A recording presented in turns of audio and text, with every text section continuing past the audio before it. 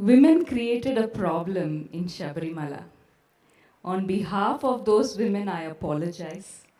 And as a woman, I feel responsible that we women should clear this.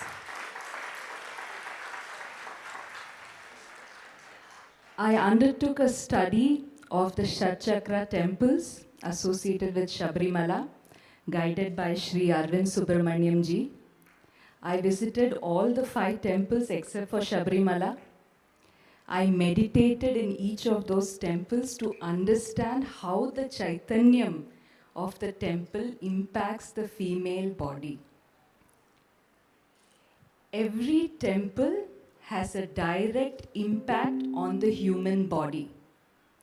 It has a direct impact on our health. As devotees, you don't need to know this. You already know it through your experience. When we stand in front of the deity and fold our hands, we experience that. But when people ask this question and it goes to Supreme Court, how should we answer?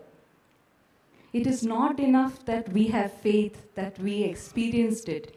We should be able to explain it. I have made a small attempt to explain that in this book. I will keep it very short. I will tell in just 2 lines. No, 3 minutes, no problem. 30 minutes. Thank you, We are Jayanji. also like Veeramani Raju. It is going very soothing. Coincidentally, tomorrow I am doing a session for Supreme Court advocates working on Sabarimala case in Delhi. And I did not plan, but today to come here and get Bhagwan's blessings and all of your blessings is for me a very big green signal to go ahead and talk. So, thank you, Jayanji. Extremely grateful. What my study has revealed is that there are certain places which affect women's body differently. And Sabarimala is one of those places. If women in the menstrual age group enter Sabarimala, they will definitely have problems in the reproductive health.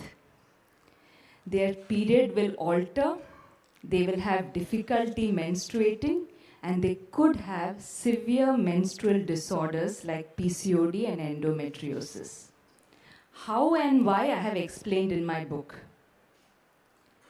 There is one more temple in the Shatchakra temples where women in this age group are not allowed beyond a point, and that is the Aryan Cow temple. I went there, but women could go up to a certain point. The minute I stood there and had the darshan of Bhagwan, I started tearing up. Now, for someone who has never even been to many temples, this was very strange. I started tearing up and I could not stop. And then I met Arvindji and asked him, what is there in Aryan Cow? Why is it having such an effect? But I actually understood something. After visiting Aryan Cow, my own cycle changed. And there is a reason for these restrictions.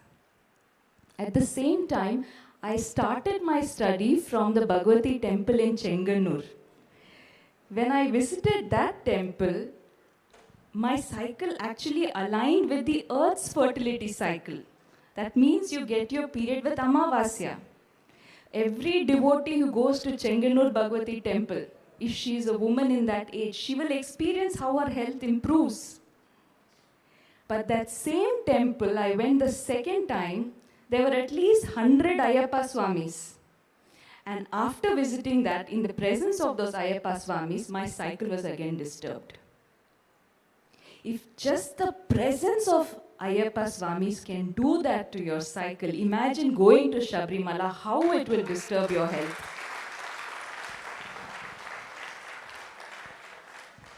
So, the restriction on women is actually protection of women's fundamental right to health.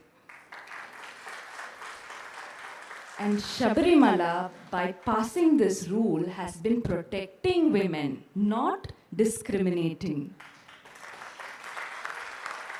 We have to take so much pride in our traditional knowledge because it understood things so scientifically.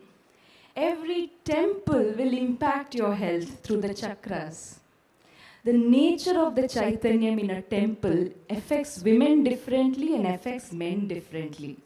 This is not discrimination. This is the beauty of the way we are created. Thank you. I will give just one last example. When I was researching Sabarimala, I wanted to see anywhere else in the world, are there similar restrictions? I found two examples.